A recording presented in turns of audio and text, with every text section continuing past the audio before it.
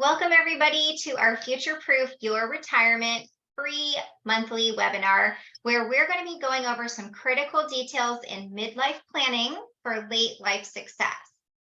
While you will meet all of us during the presentation, I did just want to make a quick introduction to the Future Proof team. We consist of Alicia Mack, who's a senior living advisor with Oasis Senior Advisors. Alicia won't be on the call today. She's on vacation. But we also have Joy McMurtry, who's a certified financial educator. My name is Jackie Walter. I'm a health and Medicare insurance broker with Translating Insurance. And today, our guest speaker is Sophie McDuffey, who's an in-home care consultant with Home Instead. Our purpose when we created this resource group is to focus on educating people so they are prepared for a successful and crisis-proof retirement and late life. While you just met the founders, every month we also have guest speakers who are adding value to our free webinar, including speakers on estate planning, forever home planning, supplemental insurances, and even some tax planning. Our vision is to bring up those questions that you wouldn't think to ask so we can help you prepare before it's too late. It's always better to have a plan before you're in crisis mode. Our first presenter today is the lovely Joy McMurtry. Thank you so much, Jackie. I really appreciate your intros to us. Today, I really want to talk about what you need to navigate some of the different situations that can come up as you are getting older or as your family member is getting older. When you imagine yourself going into retirement, what vehicle do you see yourself driving off into the sunset in? For most people, their car might end up looking something like this. 62% of seniors rely on Social Security as their primary source of income. And that really doesn't give them a whole lot of options when it comes to additional needs or even the increased cost of living over time. People are living much longer in retirement than they have ever before in history. But maybe you have a 401k or got into some of the more exciting areas of the stock market or one of the cryptocurrencies, and your car looks like something like this, sporty and up to date. Would you take that car on anything other than a perfectly paved road, though? What if life throws some obstacles in your path? The stock market drops suddenly, or you have a health crisis. That's really what we're going to be talking about today. In those situations, you want an income and a plan that will take you through anything. It might not be as stylish as the sports car, but it has the longevity and flexibility to get you anywhere you want to go. When talking to a financial professional, it can sometimes feel like you jump into products or strategies pretty quickly without really taking the time to discover not just what you need, but why you need it. The why, however, is going to be the foundation upon which your entire plan is built. So I really encourage you to find someone who starts there. What's important to you? What do you see yourself doing in retirement? What problems have you seen with your own parents that you want to avoid? What are important values to your family? Is leaving a legacy really important? Is long-term care a concern? These are the 7 money milestones that my firm uses to walk each family through the process of reaching their goals and dreams. Each step is essential, and sort of what we'll be focusing on today with care options falls under proper protection. You want to make sure that you are protected no matter where life takes you. If a crisis happens, or if you end up living longer than you think you're going to. Let's talk a little bit more about what makes a good plan. Is it comprehensive? Are you covered in all areas? Are there gaps that you might not know you have, like a lack of long-term care coverage, but several family members are likely to need it? That was actually the case with my in-laws. They had no idea that long-term care can cost over $12,000 a month. And they only had about 4 months worth of long-term care planning in their savings account when my father-in-law had a debilitating stroke 2 years ago. He was in long-term care facility for 18 months, and his care over that time before he passed away was over $200,000. Most families just don't have that available to be able to spend out of pocket. Because of that, their options were really limited, but fortunately, he landed in the same town as my mother-in-law, and she was able to visit him every day for the rest of his life. Next, cohesive. Do all the parts of your plan work together? Many times people are collecting little bits and pieces as they go along. 401k here, some stock there, maybe a rental property. But how do those parts help reach your goal? Do you have confidence that you can reach your goal with the pieces that you have in place now? Maybe you just need someone to give you the big picture and put those puzzle pieces together into something that will show you how to reach your dream. Diversified today means much more than stocks and bonds. Instead, we're talking about different types of money. Do you think the taxes will go up or down? Probably up. What happens if all of your money is in taxable accounts? Many people don't realize that PERS, for example, is 100% taxable income. Same for 401ks and traditional IRAs. So when we're coming up with a plan, we want to see both taxable and non-taxable money, and also reliable income for your daily expenses, but then also an extra pot of money on the side for bigger expenses like putting on a new roof or taking your family on that dream trip. Most importantly, though, both partners need to know the plan. You don't have to be the money nerd, but I know of a couple where the husband fell ill suddenly and the wife had never had to pay a bill in her life. Her husband just loved taking care of her like that, but she didn't know where to find the information while he was in the hospital. Do both people in your household know everything about your plan, or at least where to find and access that information? Sometimes, though, it's really much more about making sure that not just you and your spouse know what the plan is, but also that your kids are incorporated as well. In our own family, with my in-laws, my husband and his sister were seeing a completely different side of their parents. My in-laws loved babysitting for their grandson from the time he was born, and they would go up once a week and babysit for him. And they did that for 5 years. During that same time, though, they were needing more and more help at home. And my husband and I were spending 8 to 10 hours over there a week. And it became such an effort for them to go up and spend that day with their grandson that it would take them a couple days to recover. We really were confused why my sister-in-law and her husband could trust these people who needed so much help from us with their child, who really wasn't able to do very much for himself at that point. Getting on the same page with them and sharing with them what we were observing helped them see why we were so concerned about the needs that they had and encouraging them to get additional help. And really, that was the starting point for moving forward and helping them get the care that they needed. Another important element is the timing of implementing your plan. As you can see, several things need to be put in place long before you will ever need them. And long-term care in particular needs to be addressed early, because by the time you're thinking you might need it, and with how long people are healthy and active, that could be in your 70s or later these days. Many of your options for long-term care just might not be available anymore. They might have age limits on when you can qualify, or you might need to be in better health to qualify. And by the time you realize you need it, you might not qualify any longer. There are many options, though. So if that is a concern of yours, we have people who can help you find the right plan for you. In fact, my grandmother is a great example of this. She was in her 50s when she originally purchased her long-term care plan, and she did not end up using it until she was 92.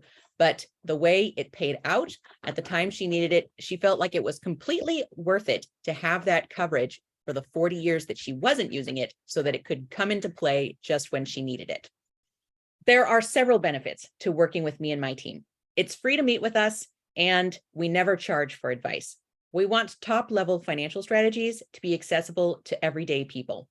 You also get the benefit of a large team of specialists. We have experts in life insurance, retirement, investments, estate planning, and college planning on our team to help each family build their customized plan to take them wherever they want to go in life. And now I get to introduce the lovely Jackie Walter again, and she's going to explain to us Medicare. Thank you, Joy. I appreciate that. That's really valuable information that you've presented. And just as a reminder, please jot down any questions for the end, as we do have time at the end for a Q&A. So my name is Jackie Walter. I'm a health and Medicare insurance broker, and my business is called Translating Insurance because I understand that insurance can sometimes feel like a foreign language. And I just want to help take the confusion out of health insurance solutions, both before and after retirement. So we have access to so much valuable information on the internet these days, including insurance plan information, plan pricing. But when you DIY your health insurance, you're not only forced to pour through 40 different plan details and spend hours and hours of your time researching, you also have the uncertainty of wondering, did I find the right answers on the internet? Was the advice that I got from my neighbor right? And then you start to second guess yourself, and eventually you're going to regret not reaching out to an expert in the field. A health insurance advisor can save you countless hours, help narrow down options in around 15 minutes, and there's no cost for our help. So when people are approaching retirement, the most common questions are, what is Medicare?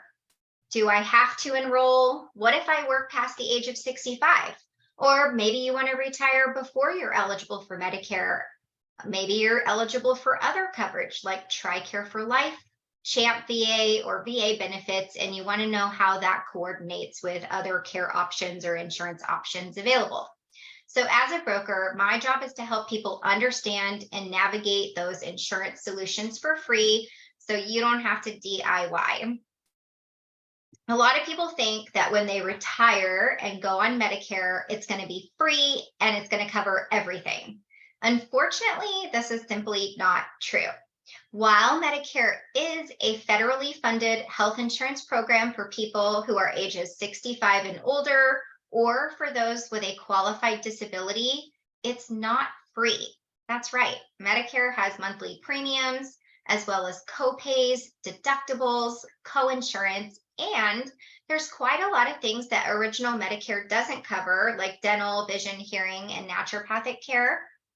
Medicare also does not cover long-term care. So it's really important that you consult with a long-term care advisor and come up with a long-term care solution before it becomes cost prohibitive. Another surprising fact about original Medicare is that it does not have a max out of pocket. That's right. You have unlimited financial exposure on original Medicare, which is why it's my job to help fill the gaps that Medicare leaves behind so we can mitigate your financial risk and help protect your retirement savings. A lot of people confuse Medicare with Medicaid. They're two completely different things, but they both help people with their health insurance out-of-pocket costs. So Medicaid is generally state-provided insurance that you qualify for based on income levels. So it is meant for low-income individuals who can't afford premiums, co-pays, and co-insurance. But it is possible to have Medicare and Medicaid at the same time if you're a low-income senior. In this case, there's additional benefits that Medicare provides. So it's always a good idea to talk with a broker and make sure that you're getting all the benefits that you're entitled to. If you don't enroll in Medicare, when you first are eligible, you could face a late enrollment penalty that follows you for the rest of your life. But there are exceptions if you have other creditable coverage. What if you want to work past the age of 65? Do you have to enroll in Medicare when you're first eligible? Or can you delay enrollment until you lose your group coverage? The answer is it depends. If you work for a large employer with 20 or more employees, you can delay enrollment in Medicare and stay on your group plan. But if you leave that group, definitely keep records of the dates that you had creditable coverage past the age of 65. I have seen people hop around or businesses close, and then 5 or 10 years later, when they go to set up Medicare, they can't get a hold of those businesses to get the records that they need to turn into Social Security. So it's really important that you keep proof of coverage after age 65. And I have a form I can provide for you that allows you to document that coverage if you need that. Another question I get is, will Medicare be my primary, or will the group plan be my primary insurance? It depends. So if the employer has 20 or more employees, then the group plan will be your primary. And you may want to sign up for free Medicare Part A because that can be a great secondary coverage to help with hospital charges. But I do recommend if you work for a group that has 20 or more employees and you're on their group plan, that you would delay enrollment in Part B because that has a monthly premium associated with it, and there's no sense paying that if you don't need to. If you work for an employer with under 20 employees, then you do need to enroll in Medicare Part A and B when you first are eligible. And you also either need to add a prescription drug plan or stay on your group plan to maintain creditable drug coverage. In this case, it might be worth it to seek advice from a broker to see which cost is lower for you, staying on the group plan or adding some Medicare supplements in a drug plan. If you're purchasing health insurance privately through the ACA exchange or directly from an insurance carrier, and it's not a group plan, then you definitely need to enroll in Medicare when you are eligible. And also, if you're receiving any advanced premium tax credits on your health insurance premiums, you would no longer be eligible for those tax credits once you're eligible for Medicare. And you would have to pay back any tax credits that you get past the date of your Medicare entitlement. Sometimes people think, oh, I'm only paying $10 a month for my ACA plan. That's cheaper than Medicare. I'd rather stay on that. But unfortunately, it's not set up that way. So please don't do that. Definitely work with a broker on transitioning off the tax credits and onto Medicare. Finally, if you have access to a retiree plan and are no longer an active employee, make sure the retiree plan is considered creditable coverage under Part B and Part D. You'll also want to confirm that the plan, if you need to add Part B to stay on the plan. Some federal retiree plans require that you have Part B, so you're paying for Part B even though you're on the retiree plan, and some plans don't require it. But if you don't add it when you first become eligible, just because the plan doesn't require it, you want to add it later, you could end up paying a late enrollment penalty. So you'll also want to compare the premiums for your retiree plan against other plans that you can get outside of that to make sure you're getting the most value for your dollar. And a broker can help you do that comparison for free. A lot of times people also ask me about COBRA. So COBRA is a continuation of your group plan, including the same deductibles, copays, and coinsurance upon losing employee status, right? So once you go from employee status to either retired or fired or quit, they would extend you the offer of COBRA. While this does sometimes make sense for people who are under 65 or those who are not eligible for Medicare, it does not work well with Medicare eligible beneficiaries at this time. Medicare would need to be your primary coverage if you're entitled and eligible to enroll, as COBRA does not want to pay primary if Medicare should be paying as primary, which could leave you in a really bad position. Not to mention, COBRA can be very expensive, and there's generally less expensive supplemental options with great coverage for Medicare. So definitely talk to somebody about the pros and cons of that. Especially, though, consider COBRA if your spouse is not eligible for Medicare and you're losing group coverage. In this case, we want to compare COBRA costs with Obamacare plans. Both cover pre-existing conditions, and both give you a max out of pocket until you hit Medicare age. But the Obamacare plans could come with some premium subsidies to help make them more affordable than COBRA. So definitely seek out some help for that comparison. I know this is a lot of information. And if this got you feeling overwhelmed, reach out for free help. It really doesn't cost anything. Don't forget, there's definitely some enrollment periods that you need to be cognizant of. So if you have any confusion about that, let me know. I would love to help. And now I'm going to pass it on to Sophie. Hello, I am so excited to talk today about in-home care versus home health care. My name is Sophie, and I am the Business and Community Relations Manager with Home Instead. All right, today my definite objectives are to explain the differences between in-home care and home health services. I know they sound very similar, but they're actually, they overlap a little bit, but they're also a little bit different. Benefits of in-home care, it's really important for you to know. And then I'd love to discuss some options for in-home care as well as review funding options. So home health care, what is that? So in most situations, home health care is really a nurse-based care or other medical professional. You do need a doctor's order to go to get an actual home health care prescription or note. And so I guess not prescription is not the quite the right word, but it covers physical therapy, occupational therapy, speech therapy. All of those things need to have a doctor's note written beside it. Also, they help create medical goals based on your needs or someone you're working with, like a client's needs.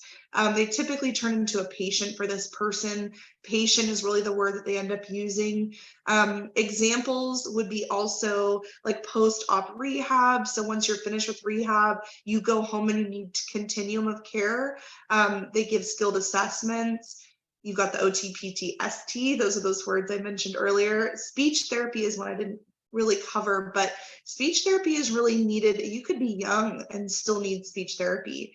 A doctor would then would order speech therapy. Home health would then come out, do their assessment, and kind of help you with that continuum of care.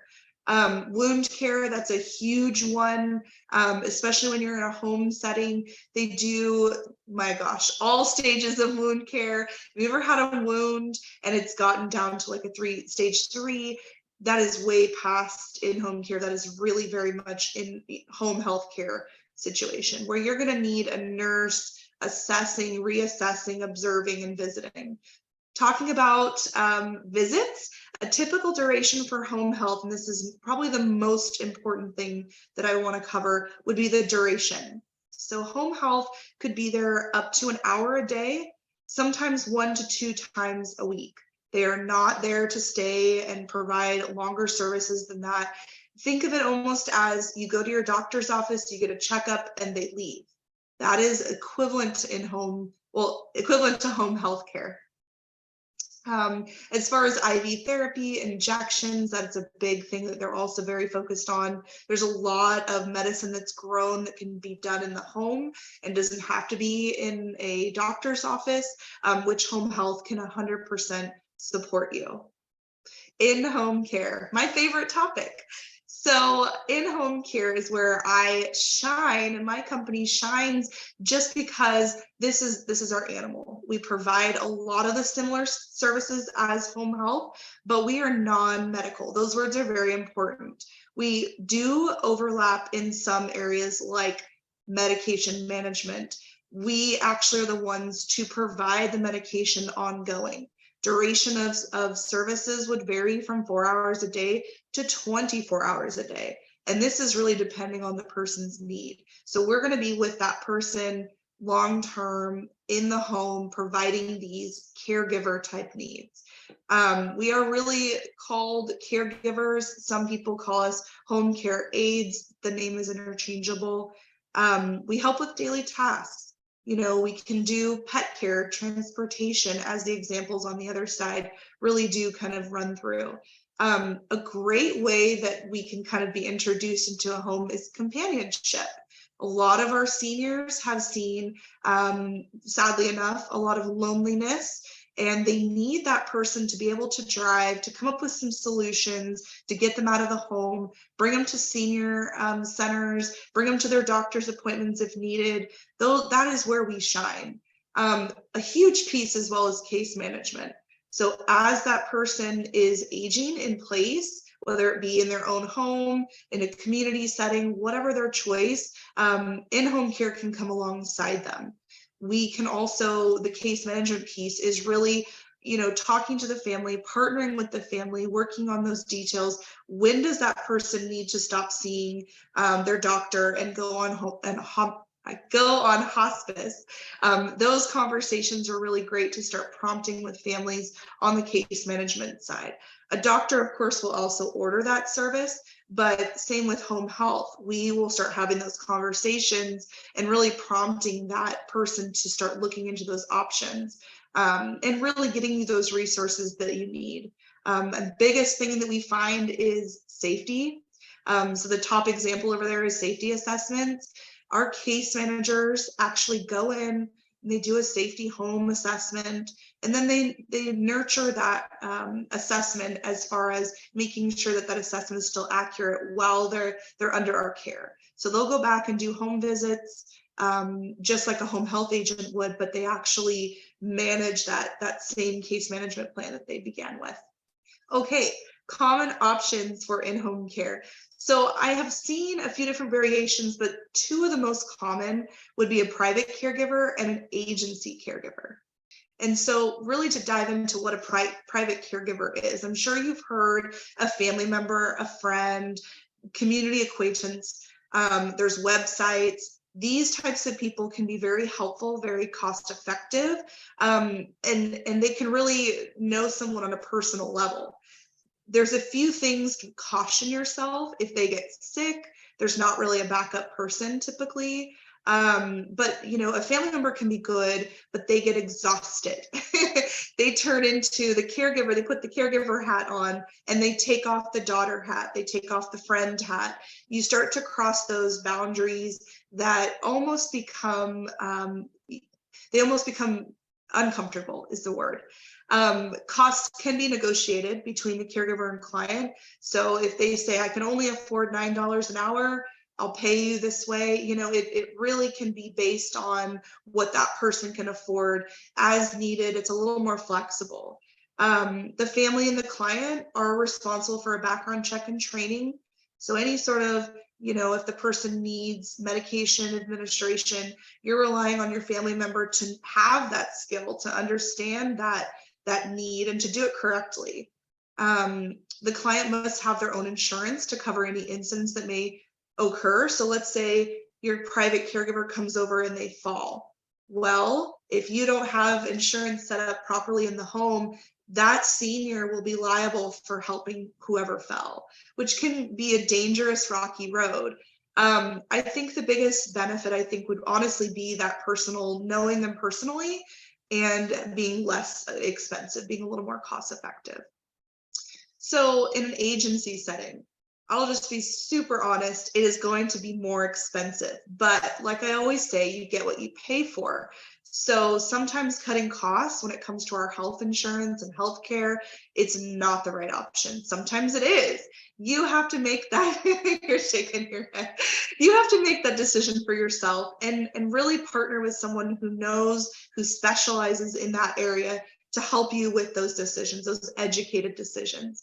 When it comes to background checks, there's websites that can help you with that, but our agency actually manages that, keeps up to date on that, drug tests. We employ them, they're an employee of us. We train them, make sure they have the best training possible. Oregon regulations, new regulations for in-home care state that all training has to be done by a nurse or LPN. So you're actually getting this high skilled training from someone who has gone to school for this. This is their focus. You are then able to have a case manager who has resources at their fingertips, connected in the industry, able to kind of navigate through. It's an additional support for you. Nurse oversight. Every franchise that operates under medication licensing, does medication administration, is required to have a nurse oversight. This can also go into, like, if you have a catheter, an ostomy bag, some of these things we can do. We're not the home health side. We're not going to be, changing your bag, but we can do emptying the bag. We can monitor the situation, watching for redness, reporting, keeping things clean. We're bonded, insured, and licensed. Remember I mentioned if that caregiver falls, that senior is responsible. Well, that's not the case with an agency. We actually are licensed and bonded, insured. And what I've also seen, we've all heard stories of that caregiver taking advantage of that senior. And so in the agency setting, the agency takes the fall for that. We actually do a full investigation. We have a full protocol and procedures to follow. Whereas if it's someone who's not within an agency, those may or may not be followed. There's no regulation for those people. We have a team approach. We have a full case management team. We have a nurse. You're going to get these people that are skilled in their areas to support the one thing that you need, which is care. Skilled assessments and certifications. So care plan is really important. That skilled assessment will happen in when you first sign on to care. And then we have routine follow-ups that we are mandatory by the state that we have to complete. I've also seen case managers doing these more routinely as, like your needs change, you're in the hospital setting, you discharge from a hospital, you fall, something like that happens. We would end up coming in to help a little bit more and do more of those assessments to make sure that your care plan aligns with your care goals. All right, paying for this. So that is the biggest question. Everybody always asks me personally, how am I going to pay for this? And I love to give the example, when you're owning a home, when you're in a home setting, or you own a car, some sort of, piece of something that you own, there is routine maintenance. There are routine things that have to be done. And it's non-negotiable. You have to get your oil changed. You have to get your water. If your water heater explodes, you have to get that fixed.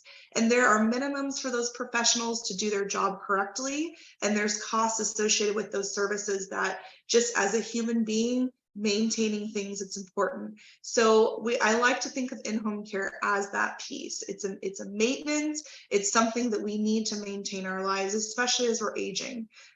So private pay, of course, is probably one of the biggest options. As we age, we put away a nest egg, we put money aside. However that looks for you, this is the time to use it.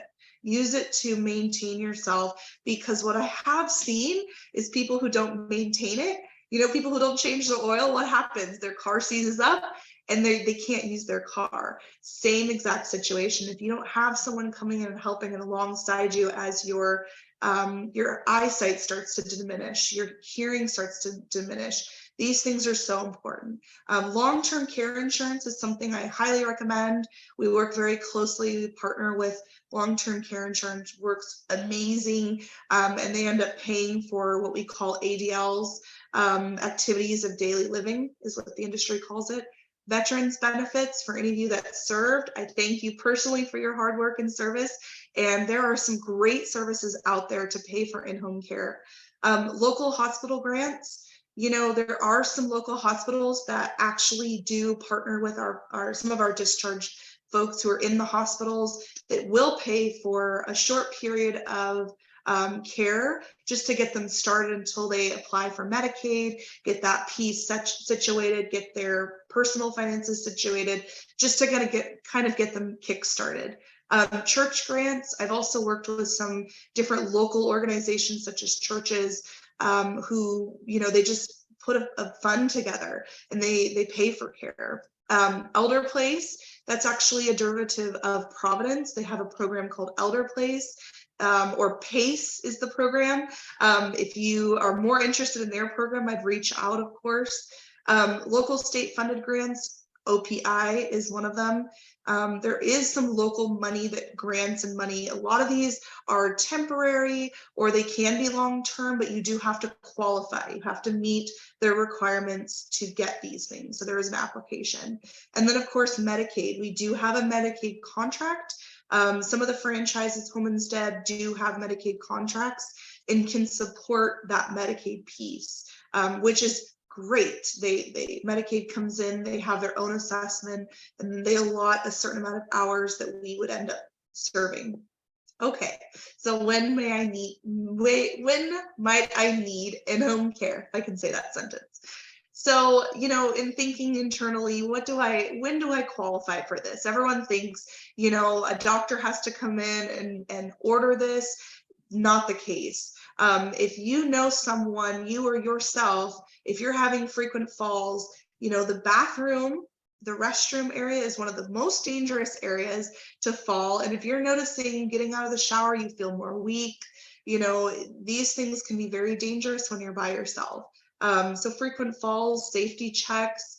If you start to feel like, this whole healthcare situation is a lot, I need a case manager. That is something we can 100% support alongside the caregiving. Need for transportation. My goodness, getting to a doctor's appointment, navigating through, where is my appointment? What floor are they on? What room are they on? That can be so challenging in itself when we're young and we have everything working perfectly. But, as we age and our eyesight is bad, you don't want to miss or be late for your appointments. We can help with that. Challenges managing medications. We can do something just as easy as reminding, hey, Mrs. Smith, have you taken your blood pressure medication? Just as simple as that, all the way up to actually administering that for her. Feeling unsteady in the shower, I already mentioned that. I always jump into that way too quick. Housekeeping, laundry, frequent hospitalizations. If you feel like, man, I've been to the hospital 3 times this year and I'm not sure why, and my doctor's saying, it could be XYZ reason, maybe you need someone alongside you taking the burden of that laundry, taking the burden of housekeeping, grocery shopping. My goodness, I didn't even put that on here, but that's a big, huge one. Meal preparation. And then of course, respite. That's a huge ease of children who end up becoming your case manager and managing a lot of these pieces. If they are doing that for you now and they say, Mom, Dad, I need to go on vacation, we can do a respite. What respite really is we just jump in with a cape on our back. We help for a stint of time, and then we can back out once that person comes back who's normally maintaining that care. All right, so we kind of went over a lot of this already, but just to hone in, personal home helper. We're very specialized in Alzheimer's, dementia, hospice support. So as someone's aging, even if they get onto hospice and home health are very similar. It really is, hospice is just going to jump in, do their assessment, make sure you're comfortable, and then they leave. They're not going to be there long-term, which is where we partner with our hospice providers. Personal services, of course, we talked about, and then transitional care services. So picking up prescriptions, getting you to and from the hospital, doctor's offices. All right, well, that pretty much concludes in-home care for me. I would love to connect with you personally. We have case managers who would love to do a free care consult. I have included right here really just a quick meet my team. These are the faces of the people who are on the ground, in the field, doing the case management work. Bless their hearts. It's a lot of work, and they have huge hearts to serve. These are some of the large areas that we cover, and our phone number, of course. Thank you, Sophie. That was great. That was really helpful. And, really our most important point that we're just trying to get across today is to make sure that you have a support team before the crisis hits. Have a financial planner, have a tax advisor, a health insurance advisor, legal counsel for estate or elder care, a long-term care plan, and an in-home care coordinator. Ideally, they'll all communicate well together to make sure that you're holistically covered. So thank you again for the opportunity to share this information with you. We will be sending a resource packet to the email that you used to register for this webinar. And if you'd like to set up any free follow-up appointments with us, just reach out. Our contact information is in the webinar, and that webinar recording will also be sent out to you. So now we're going to stop the recording and open up the microphones for the Q&A portion of the webinar.